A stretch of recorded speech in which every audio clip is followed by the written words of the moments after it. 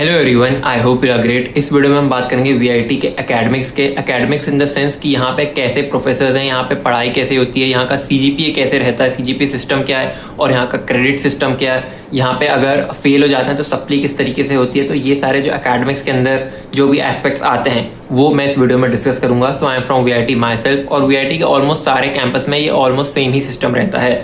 So I will discuss all these aspects in this video, so stay till the very end. सबसे पहले हम बात करते हैं क्रेडिट सिस्टम की। तो क्रेडिट सिस्टम क्या रहता है कि you will be assigned a total number of credits for your course. जैसे मान के चलो आपका AIML सब्जेक्ट है तो आपके टोटल 169 क्रेडिट्स होंगे।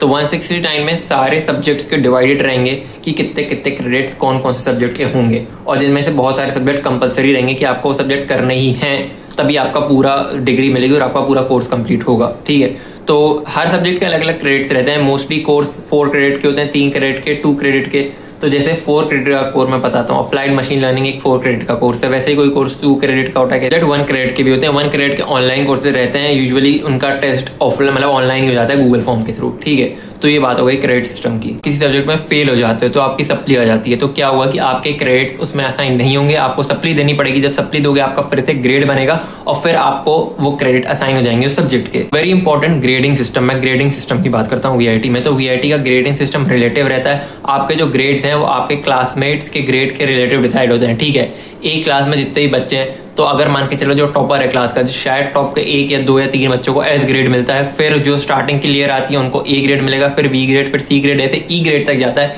एफ ग्रेड मतलब आपने रिक्वायर्ड मार्क्स ही नहीं आया, आप फेल हो गए। ठीक है, और फेल कब होते हैं? फेल तब हो गए अगर मान के चलो मिड टर्म में आपको 40 में से 20 मार्क्स लाने पड़ेंगे पास होने के लिए, और एंड टर्म में आपको लाने पड़ेंगे 40 मार्क्स आउट ऑफ 100। ठीक है, तब आप पास हो। और आपके दोनों समझ लो मिड टर्म और एंड टर्म में ये क्राइटेरिया मैच होना चाहिए। ठीक है, अगर आपके मिड टर्म में 20 से कम मार्क्स हैं तो आपको एंड टर्म में कवर करना पड़ेगा। एंड टर्म में आपको 40 से ज्यादा मार्क्स लाने पड़ेंगे वो मिड टर्म के मार्क्स कवर करने के लिए, तब आप टोटल पास होगे, क्योंकि दोनों मिला के आपके मार्क्स 60 होने चाहिए। ठीक है, आपके मान के चलो मिड टर्म में ज्यादा आते हैं पर एंड टर्म में कम आ जाते हैं, तो वो कोई मतलब नहीं रहेगा, फिर आपके कवर नहीं हो सकते। अगर एंड टर्म में आपके 40 से कम मार्क्स आ गए, फिर अगर मान के चलो आपके मिड टर्म में कितने भी मार्क्स थे उससे कोई फर्क नहीं पड़ता, आप फेल ही हो जाओगे। दूसरा ग्रेड होता है एन ग्रेड। एन ग्रेड तब आता है लेट से अगर आपका पेपर छूट जाता है, या अगर मान के चलो आप सप्ली में भी फेल हो जाते हैं, तो फिर आपको पूरा कोर्स ही री रजिस्टर करना पड़ेगा। ठीक है, तो उसे एन ग्रेड कहते हैं। आपको कोर्स ही रजिस्टर करना पड़ेगा और उसकी अलग फीस भी रहती है। तो हम बात करते हैं क्लासेस और अटेंडेंस की। तो आपने जितने भी कोर्स रजिस्टर किए आपको उनकी सारी क्लासेस अटेंड करनी पड़ेगी, और आपको 75% क्राइटेरिया कैसे भी मेंटेन करना पड़ेगा। ठीक है, और 75 से ज़्यादा भी इंपॉर्टेंट होता है। अगर आप मान के चलो आपके 80 से ऊपर है, 90 से ऊपर अटेंडेंस है, तो उसके एक्स्ट्रा मार्क्स भी दिए जाते हैं। एटलीस्ट भोपाल कैंपस में मेरे को जितना पता है मार्क्स दिए जाते हैं। ठीक है, तो अगर लेट से आपकी 100 अटेंडेंस है, 100% अटेंडेंस है, तो आपको उसके एक्स्ट्रा 5 मार्क्स दिए जाएंगे, और ये 5 मार्क्स आपके इंटरनल्स के जुड़ जाएंगे जो आपके फाइनल में ऐड होंगे। मैं बात करता हूँ यहाँ के प्रोफेसर्स की। तो वीआईटी के मोस्टली मतलब सारे प्रोफेसर्स और PhD रहते हैं, तो इनकी एक्चुअल में इनकी क्वालिफिकेशन काफ़ी ज़्यादा रहती है, तो they have knowledge of their subject, right. तो यहाँ के प्रोफेसर्स मैं कह सकता हूँ अच्छे प्रोफेसर हैं वीआईटी के। अब व्हाट इज FFCS सिस्टम? तो FFCS system allows you to choose your own professor and your own timing. ठीक है, मतलब आप अपने प्रोफेसर को चूज कर सकते हो, आपको जो अच्छा प्रोफेसर लगता है आप वो चूज कर सकते हो, बट इट डजंट मीन कि आपके पास पूरी फ्लेक्सिबिलिटी रहेगी, क्योंकि FFCS के भी स्लॉट्स रहते हैं। अगर आपका CGPA या अटेंडेंस अच्छी थी पिछले सेमेस्टर की, तभी आपको पहला स्लॉट मिलेगा। जैसे VIT EEE में हुआ था, तो तभी आपको पहला स्लॉट मिलेगा और आप अपनी प्रेफरेंस का बुक कर सकते हो प्रोफेसर और टाइम। नहीं तो क्या होगा कि अगर आपका लेटर स्लॉट है तो you might not get your favourite professor और फेवरेट टाइम, बिकॉज वो पहले से बुक हो चुके हैं। अटेंडेंस में एक और चीज आपको बताना भूल गया, अगर आपकी 75 से कम अटेंडेंस है, you will get debarred. Debarred मतलब आपका एन ग्रेड चढ़ गया। एन ग्रेड चढ़ गया मतलब आपको कोर्स री रजिस्टर करना पड़ेगा, एग्जाम में बैठ भी नहीं सकते और ना ही आप सप्ली एग्जाम दे सकते। How many total semester there? Of course engineering में 8 सेमेस्टर होते हैं, यहाँ भी 8 होते हैं, but the special thing is जैसे VIT भोपाल में ना आपके पूरे 8 सेमेस्टर 3 साल के अंदर ही कंप्लीट हो जाएंगे। आपका जो पूरा 4th ईयर रहेगा उसमें कोई सेमेस्टर नहीं रहेंगे, उसमें से प्लेसमेंट ट्रेनिंग रहेगी और एक कैपस्टोन प्रोजेक्ट रहेगा, दैट्स इट। उसमें कोई क्लासेस नहीं लगेंगी आपका अगर सब कुछ क्लियर है तो।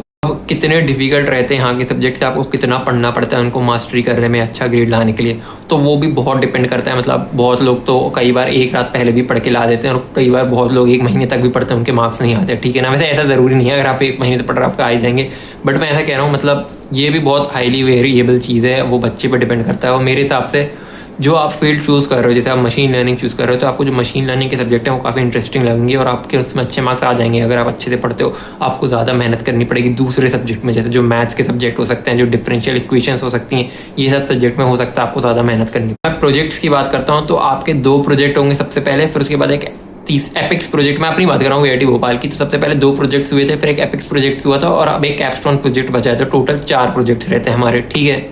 और उसके भी क्रेडिट्स रहते हैं, वो भी असाइन रहते हैं। और साथ में हमारे एक एनपीटीएल के भी हमें 2 एग्जाम देने जाना पड़ता है, उसके भी क्रेडिट्स रहते हैं, वो भी आपके मेन क्रेडिट में ऐड हो जाएंगे। ठीक है everyone, I hope I covered most of the points regarding academics of VIT. If you have any other doubt, you can comment it down, and also make sure to subscribe to my channel. Bye.